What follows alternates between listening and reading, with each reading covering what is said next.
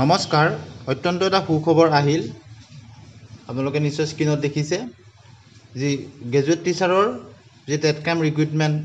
পৰীক্ষা হৈছিল তাৰ ফলাফলৰ তাৰিখ ঘোষণা কৰিছে আৰু অফিচিয়েল জাননী প্ৰকাশ কৰিছে সেই সন্দৰ্ভত আমি ভিডিঅ'টো প্ৰস্তুত কৰিছো আপোনালোকে স্কিপ নকৰাকৈ শেষলৈকে চাব এখন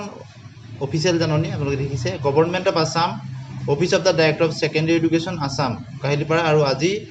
তাৰিখত এইখন জাননী প্ৰকাশ পাইছে ইয়াত লিখিছে It is hereby informed to all concerned that regarding TETCAM recruitment examination teacher 2024 for the post of graduate teacher paper 1 graduate teacher paper 1 ক্ষেত্ৰত held on 19 January 2025 that the candidates who are presently selected for document verification will be able to download their admit card where maximum total marks inclusive of weightage marks will be reflected. Such candidates will have to be appear আৰু তেনেধৰণৰ candidate সকলক তেওঁলোকৰ দিব কেতিয়া দিব মূল কথাটো কৈ দিছো the admit card or the mark sheet as the case may be will be available for downloading from 11 am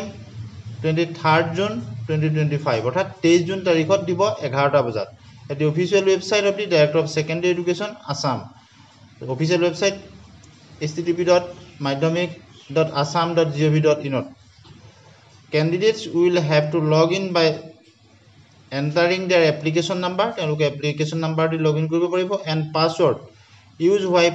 filling up the form যেতিয়া তেওঁলোকে form fill up কৰিছিল যেটো password দিছিল তাৰ password দিব পাৰি লাগিব application number টো দিব লাগিব আৰু password টো তেওঁলোকে দিব লাগিব